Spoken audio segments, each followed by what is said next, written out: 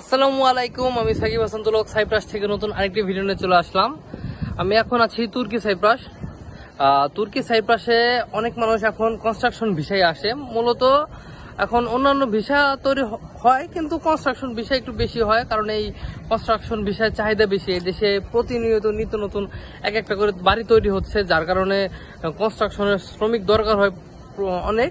আর construction visa হয়ও তাড়াতাড়ি, মানে কনস্ট্রাকশন বিষয়ে মানুষ আসে অনেক। আর হ্যাঁ, ভিডিও শুরু করার আগে অবশ্যই আমার ইউটিউব চ্যানেলে যারা নতুন, এখনই এই ভিডিওর নিচে লাল সাবস্ক্রাইব বাটন, এখানে চাপ দিয়ে এখনই আমার ইউটিউব চ্যানেল সাবস্ক্রাইব করে পাশে থাকুন। সাইপ্রাসের নিত্য নতুন যত ভিডিও আছে আমার এই চ্যানেলে পাবেন। সাইপ্রাসের সকল আপডেট আমার এই ইউটিউব চ্যানেলে পাবেন। এখনই আপনার যারা নতুন, এখনই এই ভিডিওর নিচে আমার লাল অপশন লেখা আছে সাবস্ক্রাইব, ওখানে। তো বাংলাদেশি কনস্ট্রাকশন কাজ বলতে গেলে বুঝেন মানুষ ওই আপনার বাড়ি নির্মাণ করা।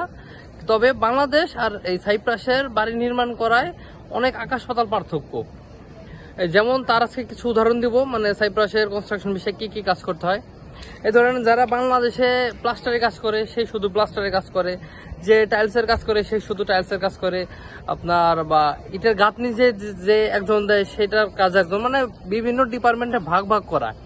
আর এখানে কনস্ট্রাকশন কোম্পানিতে যেই মানুষ শ্রমিকগুলো কাজ করে, ধরেন একটা কোম্পানিতে আপনারা 5-6জন বাঙালি আছেন বা পাকিস্তানি এরকম কাজ করেন, তো আপনারা ওই কনস্ট্রাকশন কোম্পানির অধীনে কাজ করেন।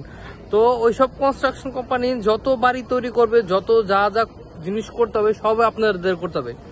এই ধরেন টাইলসের কাজ, আপনার ইটের প্লাস্টার করা, তারপর পুটিং মারা, মাটি কাটা, মানে একটা বাড়ি তৈরি করতে একবার মাটির নিচ থেকে শুরু করে একেবারে উপর পর্যন্ত যা যা করার প্রয়োজন টুকিটাকি এই সবই আপনাদের করতে হবে।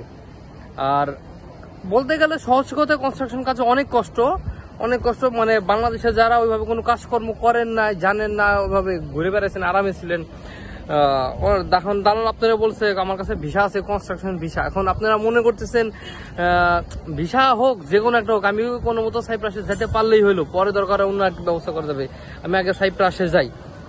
এখন এসব কাজকর্ম না বুঝে আপনার কনস্ট্রাকশন বিষয়ে জমা দেন অথবা কনস্ট্রাকশন বিষয়ে আসতে চান, আমি না করতেছি না, আসেন বা আসবেন না।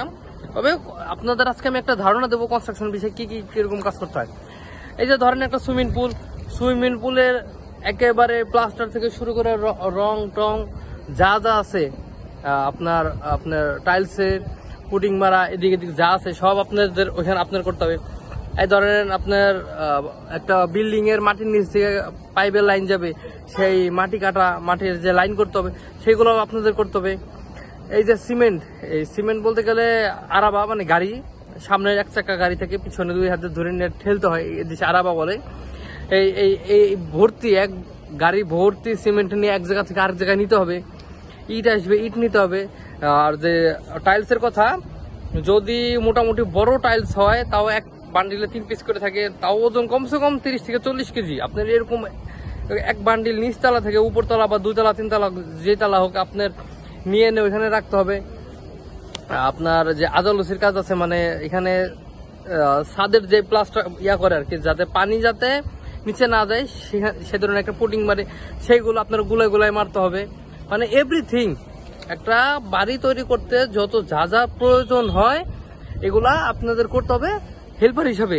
ধরেন এগুলার আপনি যদি কাজ জানেন, ওস্তাদ হন, সবকিছু বোঝেন, সেই হিসাব আলাদা, সেগুলো আপনি করবেন, সেই ক্ষেত্রে আপনার বেতন একটু বেশি থাকবে, আপনি কাজ জানেন। আর যদি ওইভাবে কাজ না জানেন, আপনার প্রকৃত হেল্পার আর কি, এইসবের আলাদা আলাদা ওস্তাদ আছে। এইসব ওস্তাদদের যে জিনিসপত্র তৈরি করা, সিমেন্ট গুলানো, এগুলো যা আছে সব আপনার করতে হবে। মানে এক কথা বলা যায়, সাইপ্রাসের কনস্ট্রাকশনের কাজে অনেক কষ্ট।